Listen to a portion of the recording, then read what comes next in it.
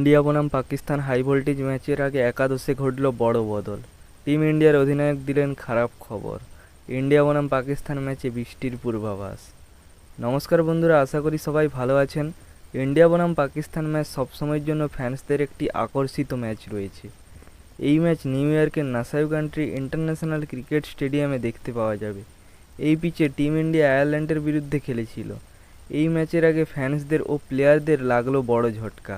এই ম্যাচে শুরুর আগে বৃষ্টির পূর্বাভাস দেখা গিয়েছে।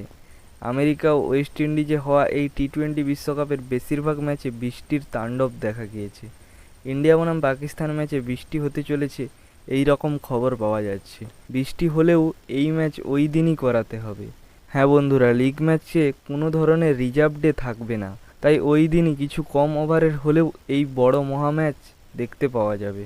ইন্ডিয়া প্রথম ম্যাচ আয়ারল্যান্ডের সঙ্গে একটি বড় মাপের জয়লাভ করেছে, কিন্তু পাকিস্তান তাদের প্রথম ম্যাচ ইউএসের কাছে সুপার ওভারে লজ্জাজনকভাবে হেরেছে। এই ম্যাচের জন্য টিম ইন্ডিয়া অনেকখানি এগিয়ে রয়েছে। টি-20 বিশ্বকাপে মোট 8 বার একে অপরের সামনাসামনি হয়েছে, যার মধ্যে টিম ইন্ডিয়া 7 বার ও পাকিস্তান মাত্র 1 বার জয়লাভ করেছে। তো বুঝতেই পারছেন যে টিম ইন্ডিয়া কতখানি এগিয়ে রয়েছে। এই ম্যাচের আগে রোহিত শর্মার থেকে যে খবর পাওয়া যাচ্ছে, রোহিত এই ম্যাচের জন্য পুরোপুরি প্রস্তুত। বন্ধুরা দেখেছেন, আগের ম্যাচে রোহিত শর্মা ম্যাচ শেষ না হওয়ার আগেই মাঠের বাইরে চলে গিয়েছিলেন। তিনি ম্যাচ চলাকালীন একটি ড্রাইভ মারতে গিয়ে কিছুটা আঘাত পেয়েছেন এবং ব্যাট করতে এসেও একটি বল তার গায়ে লেগে তিনি কিছুটা আঘাত পেয়েছেন, তাই তিনি বাইরে যান। এবং যেটা বর্তমান খবর আসছে যে রোহিত শর্মা একদম ফিট এই বড় ম্যাচ ইন্ডিয়া বনাম পাকিস্তান ম্যাচের আগে। পাকিস্তানের বিরুদ্ধে যিনি সবচেয়ে ভালো খেলেন বিরাট কোহলি। 2022 ওয়ার্ল্ড কাপের কথা এখনও কেউ ভোলেনি। বিরাট কোহলির তুফানি ইনিংস।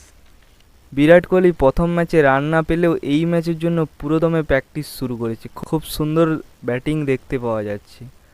টিম ইন্ডিয়ার একাদশে কিছু বড় বদল দেখতে পাওয়া যাবে এই বড় ম্যাচের আগে।